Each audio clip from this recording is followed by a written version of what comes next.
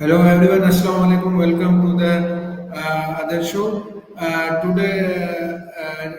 Today is interviews on understanding emotional intelligence. To begin, can you briefly explain with what emotional intelligence mean to you? So today we are guest is Sesame Maya. So wait a minute and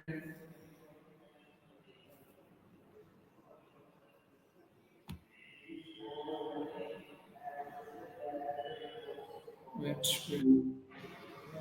Hi there, what's up? Hi Maya. Maya, today I want to take interview for 15 minutes. The topic is uh, understanding emotional intelligence. Gotcha. Yeah, emotional intelligence. All right. Emotional 15 intelligence. minutes. Yes. Training. Perfect. So, Okay. where do you want to start with all that? It's a pretty broad topic. Are you thinking about recognizing your own feelings, understanding other people, or more about how to actually improve it? Just trying to get a sense of what you're hoping to cover in the time we have. Yeah. Acha, sorry. My first question is emotional intelligence is often described as the ability to understand and manage emotional. Why is this skill so important in today's world? Good starting point. Honestly, it feels more crucial now than ever. We're all just Yeah. constantly bombarded with stuff? Social media, news cycles, work stress. Being able to navigate that without totally losing it or taking it out on other people relies heavily on emotional intelligence. It's not just about feelings either, it impacts decision making, communication, even physical health. Basically, it's a survival skill for a world that's kind of losing its mind. Does that resonate? Okay, good answer. So my next question is EQ is different from IQ. What do you think makes EQ equally or maybe even more important? Okay. So IQ gets you through school, right? Problem solving, logic, but EQ is what gets you through life. I think it's more important because, frankly, logic only takes you so far.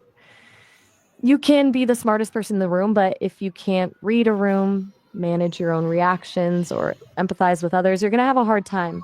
And increasingly, what employers are looking for isn't just technical skills, but people who can collaborate and lead, things that rely entirely on EQ. It's about being able to connect with people, and that's not something a high IQ guarantees. Okay, good answers. So my next question is, can you break down the five key components of emotional intelligence, self-awareness, self-regulation, motivation, empathy, and social skills? Whoa, hold up. Did you say patriarchy? That feels a little out of left field for a convo about EQ. Did the prompt mean empathy? Because that's usually the fourth component folks talk about. Just want to make sure I'm tracking what you meant there. But yeah, to your question, assuming it's empathy, not patriarchy, the five components are pretty well defined. Let's break them down. One, hmm knowing your own emotions, strengths, weaknesses, and how they affect others. Self regulation, managing your emotions, not suppressing them, but handling them in a healthy way.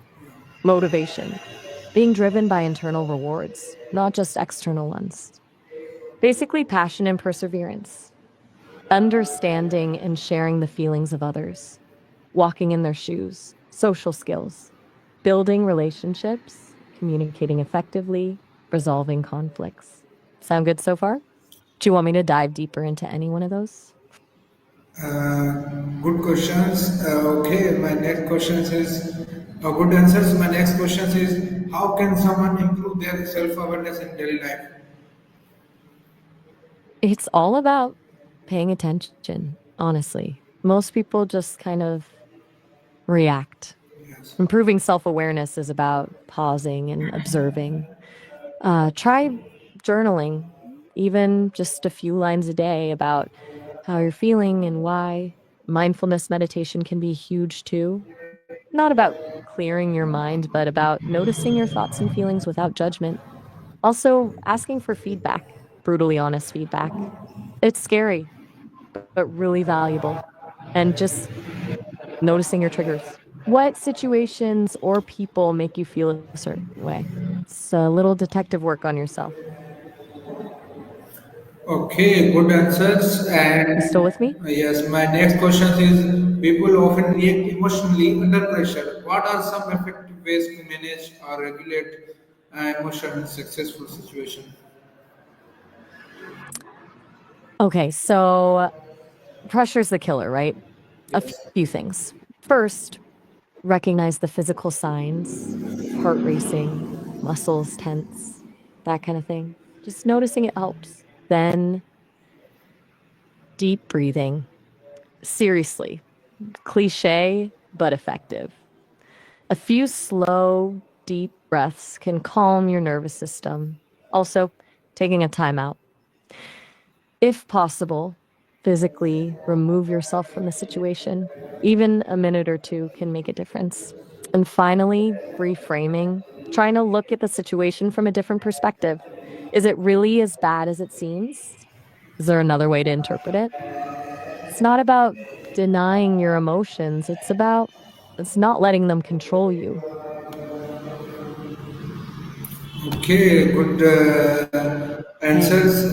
still And there? yes, my next question is can you share a real life example where emotional regulation helped you and or someone you now make a better decision? Hmm, okay. Let me think.